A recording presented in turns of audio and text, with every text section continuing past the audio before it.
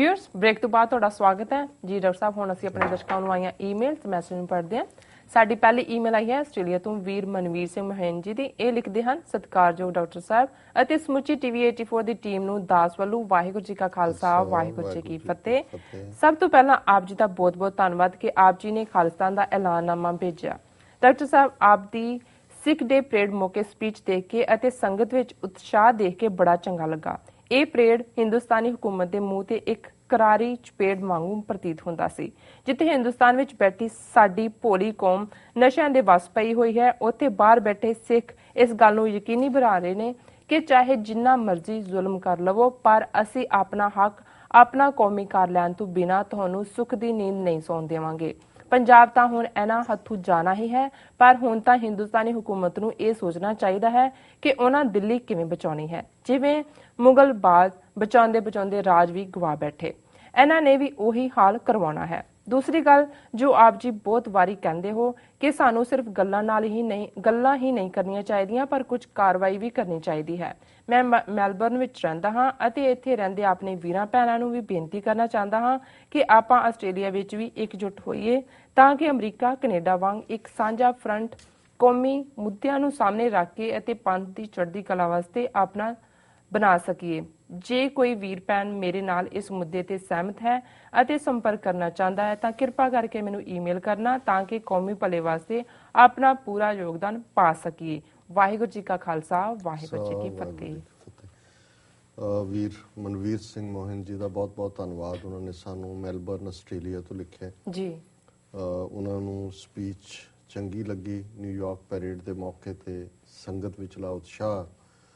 ਜਿਹੜਾ ਉਹਦਾ ਪ੍ਰਭਾਵ ਉਹਨਾਂ ਨੇ ਦਿੱਤਾ ਕਿ ਭਾਰਤੀ ਹਕੂਮਤ ਦੇ ਮੂੰਹ ਤੇ ਕਰਾਰੀ ਚਪੇੜ ਜੀ। ਜ਼ਾਹਰ ਹੈ ਕਿ ਡਾਇਸਪੋਰਾ ਸਿੱਖ 40 ਲੱਖ ਦੇ ਕਰੀਬ ਜਿਨ੍ਹਾਂ ਦੀ ਗਿਣਤੀ ਹੈ ਇਹ ਰੜਕਦੇ ਵੀ ਨੇ ਭਾਰਤ ਦੀ ਹਕੂਮਤ ਦੀਆਂ ਅੱਖਾਂ 'ਚ। ਇਸ ਲਈ ਉਹਨਾਂ ਦੇ ਜਿਹੜੇ ਆਪਰੇਟਿਵ ਨੇ ਏਜੰਟ ਨੇ ਬਾਹਰ ਵੀ ਗੁਰਦੁਆਰਿਆਂ 'ਚ ਜਾਂ ਗੜਬੜ ਕਰਵਾਉਣਗੇ ਜਾਂ ਉਹਨਾਂ ਦਾ ਯਤਨ ਹੁੰਦਾ ਵੀ ਖਾਲਿਸਤਾਨ ਦੀ ਗੱਲ ਨੂੰ ਨਾ ਹੋਣ ਦਿੱਤਾ ਜਾਏ, ਨਿਊਟਰਲਾਈਜ਼ ਕੀਤਾ ਜਾਏ। ਜਾਂ ਉਹ ਵੀ ਨੇ ਜਿਵੇਂ ਇੱਕ ਖਾਸ ਟੀਵੀ ਚੈਨਲ ਜਿਹੜਾ ਉਸ ਪਰੇਡ ਨੂੰ ਕਵਰ ਕਰ ਰਿਹਾ ਸੀ, ਉਸ ਬਾਰੇ ਸਾਡੇ ਬਹੁਤ ਸਾਰੇ ਜਿਹੜੇ ਦਰਸ਼ਕ ਨੇ ਜਿਹੜੇ ਉਸ ਦਿਨ ਉਸ ਨੂੰ ਲਾਈਵ ਦੇਖ ਰਹੇ ਸੀ। ਦਰਸ਼ਕ ਜਿਹੜੇ ਨਿਊਯਾਰਕ ਪਰੇਡ ਸ਼ਾਮਲ ਨਹੀਂ ਸੀ ਲੇਕਿਨ ਦੂਰ ਦੁਰਾਡੀਆਂ ਥਾਵਾਂ ਤੇ ਉਸ ਨੂੰ ਲਾਈਵ ਦੇਖ ਰਹੇ ਸੀ ਪਰੇਡ ਨੂੰ, ਔਰ ਉਹਨਾਂ ਨੇ ਇਹ ਸਾਨੂੰ ਰਿਪੋਰਟ ਕੀਤਾ ਔਰ ਅਸੀਂ ਇਸ ਨੂੰ ਕਨਫਰਮ ਵੀ ਕੀਤਾ। ਬਾਅਦ ਦੇ ਵਿੱਚ ਅਸੀਂ ਕਨਫਰੰਟ ਕੀਤਾ ਉਹਨਾਂ ਦੇ ਇੱਕ ਗੈਸਟ ਨੂੰ, ਉਹਨਾਂ ਦੇ ਇੱਕ ਹੋਸਟ ਨੂੰ, ਕਿ ਜਦੋਂ ਹੀ ਸਾਡੀ ਸਪੀਚ ਸ਼ੁਰੂ ਹੋਈ ਉਸ ਦਾ ਜਿਹੜਾ ਲਾਈਵ ਪ੍ਰਸਾਰਣ ਸੀ ਉੱਥੋਂ ਸਟੇਜ ਤੋਂ ਬੰਦ ਕਰ ਦਿੱਤਾ ਗਿਆ ਔਰ ਉਹਨਾਂ ਦੇ ਇੱਕ ਇੰਟਰਵਿਊਰ ਜਿਹੜੇ ਨੇ ਉਹ ਸੰਗਤ ਦੇ ਵਿੱਚ ਜਾ ਕੇ ਉਹਨਾਂ ਤੋਂ ਇੰਟਰਵਿਊ ਲੈਣ ਲੱਗ ਗਏ। ਸੋ ਇਹਦਾ ਦੋ ਮਕਸਦ ਸੀ, ਇੱਕ ਤਾਂ ਵੈਸੇ ਸਪੀਚ ਕੱਟ ਆਫ ਕਰ ਦਿੱਤੀ,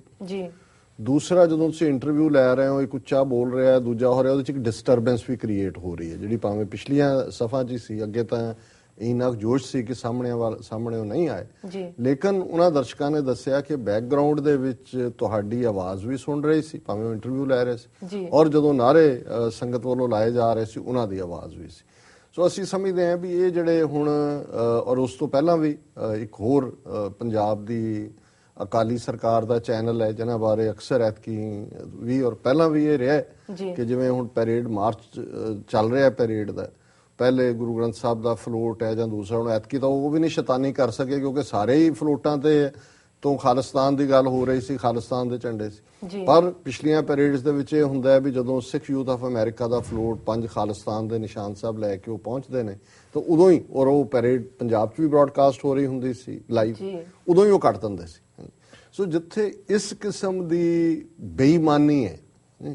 ਉਹਦੇ 'ਚ ਮੈਂ ਸਮਝਦਾ ਹਾਂ ਵੀ ਇਹ ਜਿਹੜਾ ਵਾਕਈ ਜਦੋਂ ਪੈਰੇਡਸ ਦੇ ਉੱਤੇ ਇਸ ਕਿਸਮ ਦਾ ਮਾਹੌਲ ਸੰਗਤਾਂ ਉਤਸ਼ਾਹ ਵਾਲਾ ਦਿਖਾਉਂਦੀਆਂ ਨੇ ਤੇ ਇਹ ਕਰਾਰੀ ਚਪੇੜ ਹੁੰਦੀ ਹੈ ਕਿ ਵੀ ਤੁਸੀਂ ਭਾਵੇਂ ਬਾਹਰ ਆਪਣੇ ਏਜੰਟ ਰੱਖ ਕੇ ਆਪਣਾ ਇਲੈਕਟ੍ਰੋਨਿਕ ਮੀਡੀਆ ਔਰ ਦੂਸਰਾ ਮੀਡੀਆ ਰੱਖ ਕੇ ਆਵਾਜ਼ ਨੂੰ ਦਬਾਉਣਾ ਚਾਹੁੰਦੇ ਹੋ, ਲੇਕਿਨ ਸਿੱਖ ਸੰਗਤਾਂ ਦੀਆਂ ਰਾਜਸੀ ਉਮੰਗਾਂ, ਉਹਨਾਂ ਦਾ ਪੰਥਕ ਉਤਸ਼ਾਹ, ਕੌਮੀ ਘਰ ਖਾਲਿਸਤਾਨ ਦੇ ਲਈ ਜਿਹੜੀ ਉਹਦੀ ਕਮਿਟਮੈਂਟ ਹੈ ਉਹਨੂੰ ਤੁਸੀਂ ਕਿੰਨੀ ਕੁ ਦੇਰ ਲਗਾਓਗੇ। ਹੁਣ ਸੋਸ਼ਲ ਮੀਡੀਆ ਨੇ ਹੋਰ ਵੀ ਈਜ਼ੀ ਕਰ ਦਿੱਤਾ। ਹੁਣ ਜੇ ਟੀਵੀ 84 ਦੀ ਸਾਡੀ ਸਾਰੀ ਟੀਮ ਨੇ ਬਹੁਤ ਮਿਹਨਤ ਨਾਲ ਆਲਮੋਸਟ 5-6 ਘੰਟੇ ਉਸ ਪਰੇਡ ਨੂੰ ਕਵਰ ਕੀਤਾ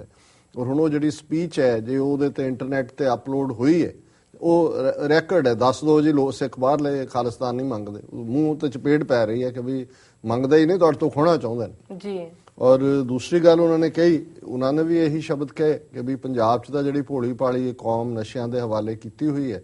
ਪਰ ਬਾਹਰਲੀ ਜਾਗਰੂਕਤਾ ਜਿਹੜੀ ਹੈ ਉਹ ਇਹ ਮੈਸੇਜ ਦੇ ਰਹੀ ਹੈ ਕਿ ਵੀ ਗੱਲ ਇਹ ਨਹੀਂ ਹੈ ਵੀ ਅਸੀਂ ਤੁਹਾਡੇ ਤੋਂ ਪੰਜਾਬ ਲੈਣਾ ਹੈ ਵਾਪਸ, ਜਿਹਨੂੰ ਤੁਸੀਂ ਆਕੂਪਾਈ ਕੀਤਾ ਹੋਇਆ, ਔਰ ਅਸੀਂ ਤੁਹਾਡੇ ਤੋਂ ਤੁਸੀਂ ਦਿੱਲੀ ਵੀ ਗਵਾਉਣੀ ਹੈ ਜੀ। ਔਰ ਉਹਦੇ 'ਚ ਉਹਨਾਂ ਨੇ ਇੱਕ ਜਿਹੜਾ ਮੈਟਾਫਰ ਯੂਜ਼ ਕੀਤਾ ਹੈ ਕਿ ਜਿਵੇਂ ਮੁਗਲ ਬਾਜ ਬਚਾਉਂਦੇ ਬਚਾਉਂਦੇ ਰਾਜ ਵੀ ਗਵਾ ਬੈਠੇ। ਇਹ ਇਤਿਹਾਸਕ ਵਾਕਿਆ ਮੈਂ ਅਕਸਰ ਆਪਣੀਆਂ ਸਪੀਚਸ 'ਚ ਕੋਟ ਕਰਦਾ, ਔਰ ਅੰਮ੍ਰਿਤਸਰ ਦੀ ਪਹਿਲੀ ਲੜਾਈ, ਗੁਰੂ ਹਰਗੋਬਿੰਦ ਸਾਹਿਬ ਦੇ ਜੀਵਨ ਦੀ ਪਹਿਲੀ ਲੜਾਈ ਦਾ ਆਧਾਰ ਹੀ ਇਹ ਬਣਿਆ ਸੀ ਜੀ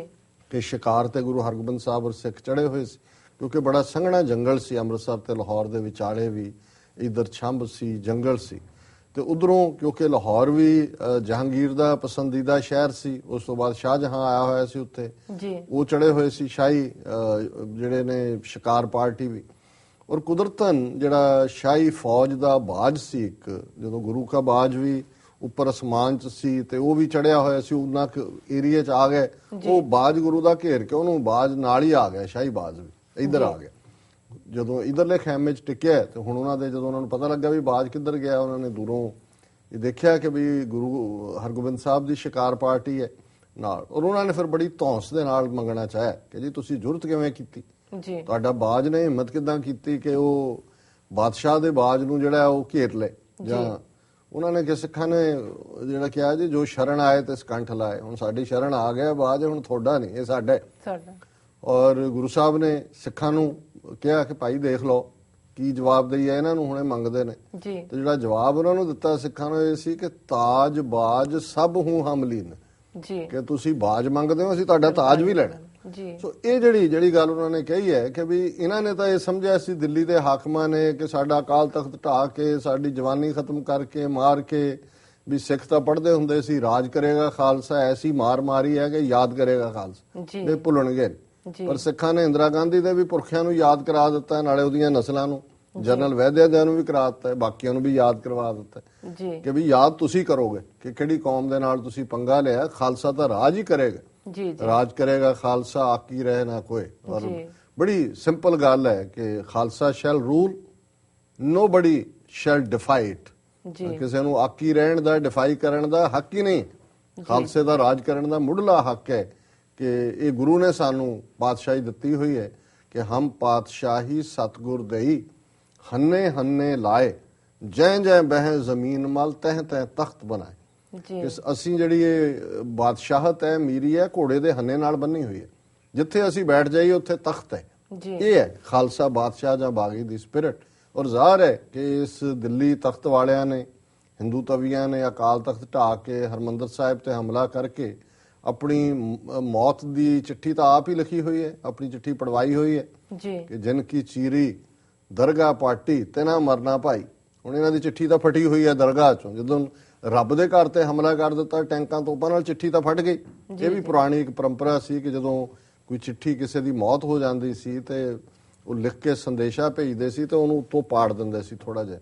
ਤੇ ਬਹੁਤਿਆਂ ਨੂੰ ਵਿਚਾਰਿਆਂ ਨੂੰ ਪੜ੍ਹਨਾ ਤਾਂ ਨਹੀਂ ਸੀ ਆਉਂਦਾ ਹੁੰਦਾ, ਉਦੋਂ ਪੜ੍ਹਨ ਲਈ ਤਾਂ ਕੋਈ ਪਿੰਡ ਚੋਂ ਹੀ ਲਿਆਉਂਦਾ ਸੀ, ਉਹਨੂੰ ਕੌਣ ਪੜ੍ਹੇ। ਤੇ ਜਦੋਂ ਉਹ ਲਾਗੀ ਜਾਂ ਸੁਨੇਹਾ ਵਾਲਾ ਲੈ ਕੇ ਆਉਂਦਾ ਸੀ ਤਾਂ ਉਹ ਫਟੀ ਚਿੱਠੀ ਦੇਖ ਕੇ ਰੋਣ ਲੱਗ ਜਾਂਦੇ ਸੀ, ਉਹ ਪਤਾ ਸੀ ਕੋਈ ਮਰੇ ਦੀ ਖਬਰ ਹੀ ਹੈ। ਤੇ ਉਹਨੂੰ ਇਸ ਗੁਰੂ ਸਾਹਿਬ ਨੇ ਕਿਹਾ ਜਿਨ ਕੀ ਚੀਰੀ ਦਰਗਾਹ ਪਾਟੀ, ਤੇ ਇੱਥੇ ਤਾਂ ਚਿੱਠੀ ਕੋਈ ਪਾੜਦਾ ਹੈ ਦੱਸਣ ਦੇ ਲਈ, ਜਿਹਦੀ ਦਰਗਾਹ 'ਚ ਫਟ ਜਾਏ, ਰੱਬ ਜਿਹਨੂੰ ਸੱਦ ਲੈ ਉੱਥੇ ਫਿਰ ਉਹਨੂੰ ਕੋਈ ਨਹੀਂ ਬਚਾ ਸਕਦਾ। ਸੋ ਇਹਨਾਂ ਦੀ ਚਿੱਠੀ ਫਟੀ ਹੋਈ ਹੈ, ਸੋ ਜ਼ਾਹਰ ਹੈ ਕਿ ਇਹਨਾਂ ਨੇ ਆਪਣਾ ਤਾਜ ਵੀ ਗਵਾਉਣਾ, ਔਰ ਦਿੱਲੀ ਤਾਂ ਜਾਏਗੀ ਤਾਂ ਪਹਿਲਾਂ ਹੀ ਦਿੱਲੀ ਤਖਤ ਪਰ ਬਹੇਗੀ ਆਪ ਗੁਰੂ ਕੀ ਫੌਜ, ਛਤਰ ਚੋ ਲੈਂਗੇ ਸੀਸ ਪਰ ਬੜੀ ਕਰੇਗੀ ਮੌਜ। ਅੱਗੇ ਵੀ 17-18 ਵਾਰ ਦਿੱਲੀ ਖਾਲਸੇ ਦੇ ਪੈਰਾਂ ਹੇਠ ਰੁਲੀ ਹੈ, ਔਰ ਜਦੋਂ ਅਸੀਂ ਖਾਲਸਾਨ ਦੀ ਹੱਦ ਵਾਘਾ ਤੋਂ ਦਰਿਆਏ ਜਮਨਾ ਤੱਕ ਕਹਿੰਦੇ ਆ, ਸੋ ਜ਼ਾਹਰ ਹੈ ਕਿ ਜਮਨਾ ਦਿੱਲੀ ਜਿਹੜੀ ਹੈ ਉਹ ਜਮਨਾ ਦਾ ਹਿੱਸਾ ਹੀ ਬਣ ਜਾਂਦੀ ਹੈ, ਉਹਦੇ ਨਾਲ ਹੀ ਆ ਜਾਂਦੀ ਹੈ। ਸੋ ਇਹਨੂੰ ਵੀ ਕਿਤੇ ਨਹੀਂ ਜਾਣ ਦੇਣਾ। ਇਹ ਵੀ ਸਿੰਘ ਕਹਿੰਦੇ ਸੀ ਵੀ ਦਿੱਲੀ ਤੇ ਬਿੱਲੀ ਦਾ ਕੀ ਮਾਰਨਾ, ਜਦੋਂ ਮਰਜ਼ੀ ਮਾਰ ਲਈਏ, ਇੱਕ ਵਾਰੀ ਸਾਡੇ ਜ਼ਰਾ ਪੈਰ ਅੜ ਜਾਣ ਤੇ ਫਿਰ ਇਹਨਾਂ ਨੂੰ ਅਸੀਂ ਦੱਸਾਂਗੇ ਤਾਂ ਜ਼ਰੂਰ ਕਿ ਜ਼ੁਲਮ ਦਾ ਕੀ ਮਤਲਬ ਹੁੰਦਾ। ਬਾਕੀ ਉਹਨਾਂ ਨੇ ਆਸਟ੍ਰੇਲੀਆ ਵਾਸੀ ਸਿੱਖ ਸੰਗਤਾਂ ਨੂੰ ਆਪਣਾ ਇਹ ਸੁਨੇਹਾ ਦਿੱਤਾ ਹੈ ਕਿ ਕੋਈ ਇਕਜੁੱਟ ਹੋ ਕੇ ਕੰਮ ਕੀਤਾ ਜਾਏ, ਉਹਨਾਂ ਦੇ ਨਾਲ ਸੰਪਰਕ ਕਰਕੇ ਕੋਈ ਸਾਂਝਾ ਮੁਹਾਜ਼ ਬਣੇ। ਸੋ ਅਸੀਂ ਵੀ ਇਹ ਗੁਜ਼ਾਰਿਸ਼ ਕਰਾਂਗੇ ਕਿ ਜਿੱਥੇ ਜਿੱਥੇ ਵੀ ਜਿਸ ਸ਼ਹਿਰ ਕਸਬੇ ਸਟੇਟ, ਆਸਟ੍ਰੇਲੀਆ ਵੀ ਬਹੁਤ ਵੱਡਾ ਦੇਸ਼ ਹੈ, ਬੜਾ ਫੈਲਾਅ ਹੈ, ਬਟ ਮੈਲਬਰਨ ਦੇ ਵਿੱਚ ਕਾਫੀ ਯੰਗ ਸਟੂਡੈਂਟ ਆਏ ਨੇ ਪਿਛਲੇ ਸਮੇਂ 'ਚ ਪੜ੍ਹਾਈ ਦੇ ਲਈ। ਜੀ ਇਸ ਤੋਂ ਇਲਾਵਾ ਸਿਡਨੀ ਦੇ ਵਿੱਚ ਬਾਕੀ ਥਾਵਾਂ ਤੇ ਵੀ ਸਿੱਖ ਸੰਗਤਾਂ ਵੱਡੀ ਗਿਣਤੀ 'ਚ ਨੇ ਜੀ। ਸੋ ਜਿਹੜੇ ਨਵੇਂ ਸਟੂਡੈਂਟ ਆਏ ਨੇ ਕਾਫੀ ਜਾਗਰੂਕ ਨੇ, ਉਹਨਾਂ ਨੇ ਹੀ ਜਿਵੇਂ ਅੱਡ ਜਿਵੇਂ ਕੌਮੀ ਆਵਾਜ਼ ਦੀ ਗੱਲ ਅਸੀਂ ਕਰਦੇ ਹਾਂ, ਉਹਨਾਂ ਨੇ ਰੇਡੀਓ ਪ੍ਰੋਗਰਾਮ ਸ਼ੁਰੂ ਕੀਤੇ। ਸੋ ਅਸੀਂ ਇਸ ਆਈਡੀਆ ਨੂੰ ਐਂਡੋਰਸ ਕਰਦੇ ਹਾਂ ਕਿ ਵੀ ਸਾਂਝੇ ਤੌਰ ਦੇ ਉੱਤੇ ਭਾਵੇਂ ਜਥੇਬੰਦਕ ਢਾਂਚੇ ਵੱਖ-ਵੱਖ ਵੀ ਰਹਿਣ, ਪਰ ਕੋਈ ਪ੍ਰੋਗਰਾਮ ਸਾਂਝੇ ਉਲੀਕੇ ਜਾਣ ਤਾਂ ਕਿ ਕੌਮ ਦੀ ਆਵਾਜ਼, ਸਾਡੀ ਸਟਰੈਂਥ, ਸਾਡੀ ਸਾਂਝ ਦੀ ਗੱਲ ਜਿਹੜੀ ਹੈ ਉਹ ਦੁਨੀਆ ਤੱਕ ਪਹੁੰਚੇ। ਸੋ ਇਹਨਾਂ ਦਾ ਵੀਰ ਮਨਵੀਰ ਸਿੰਘ ਜੀ ਦਾ ਬਹੁਤ ਬਹੁਤ ਧੰਨਵਾਦ ਜੀ। ਡਾਕਟਰ ਸਾਹਿਬ ਇਸ ਤਰ੍ਹਾਂ ਲੈਣੇ ਬ੍ਰੇਕ। ਵੀਅਰਸ ਤੁਸੀਂ ਇਸ ਤਰ੍ਹਾਂ ਬਣੇ ਰਹੋ, ਮਿਲਦੇ ਹਾਂ ਛੋਟੇ ਵਕਫੇ ਤੋਂ ਬਾਅਦ।